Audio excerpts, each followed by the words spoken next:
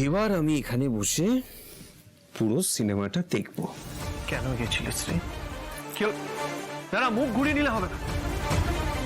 কেন গেছিলে ম্যাডামের বাড়িতে বলো আমাকে। তুমি সত্যি এই কথাটা জানার জন্য এত দূরে এসেছো কেন? যে তোমাকে ইনফরমেশনটা দিয়েছে যে আমি তার বাড়িতে গেছিলাম, সে তোমাকে বলেনি আমি এক্স্যাক্টলি কেন গেছিলাম?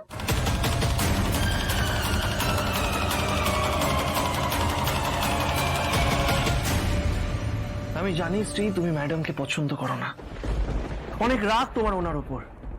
কিন্তু তার মানে এটা না তুমি ওনাকে মরে যেতে বলবে।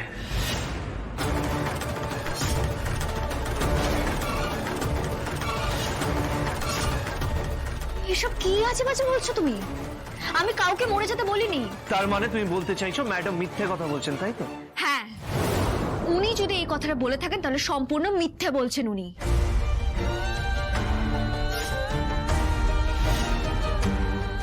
সবাই মিথ্যে কথা বলছে শ্রী, তাই না? একা তুমি সত্যি বলো। কি হয়েছে বলো তো তোমার রাজ? তুমি কেন আজকাল আমার কোনো কথাই আর বিশ্বাস করতে পারছো না? কারণ তুমি যা যা ঘটাচ্ছ তারপরে তোমাকে বিশ্বাস করার চাপের।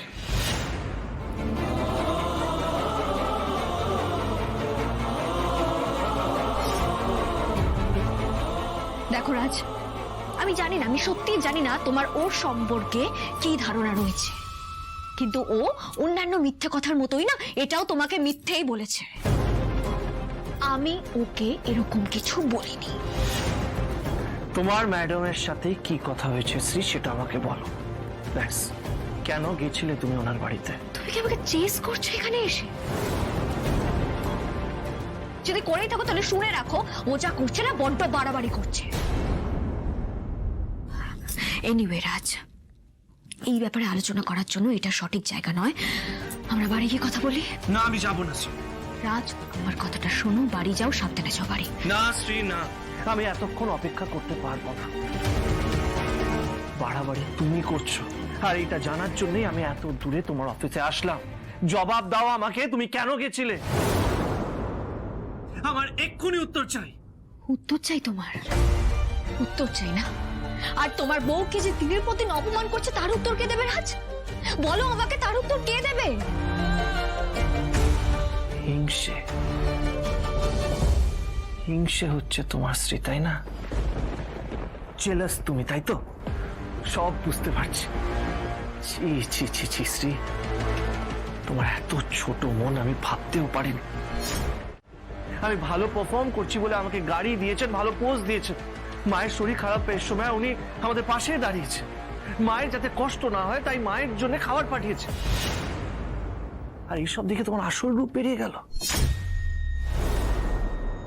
হিংসে হচ্ছে তোমার, তাই না? হিংসে হচ্ছে।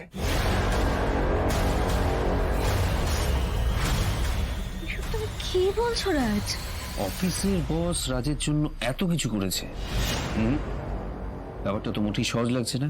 হিংসে করতে চাইছো তো করো। মাকে হিংসে করছো, ম্যাডামকে হিংসে করছো, সবাইকে হিংসে করছো তো। তাহলে আরেকটা কথা শুনে রাখো, বেশ করেছেন উনি আমাদের বাড়ি এসেছেন, আবার আসবেন, 100 বার আসবেন, কেউ আটকাবে না ওনাকে, বুঝেছো? 100 বার খাবার পাঠাবেন। না, পাঠাবেন না।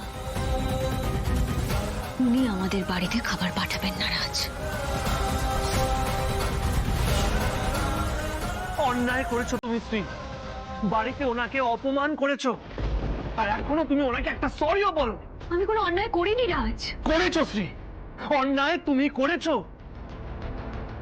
আর এবার তুমি স্বীকার করো, স্বীকার করলে কেউ ছোট হয়ে যায় না। তোমার যদি ম্যাডামে কিছু বলার থাকতো না তাহলে তুমি আমাকে বলতে পারতে, ওনার বাড়িতে যেতে না শ্রী। ছি ছি ছি শ্রী, তোমার লজ্জা করা উচিত।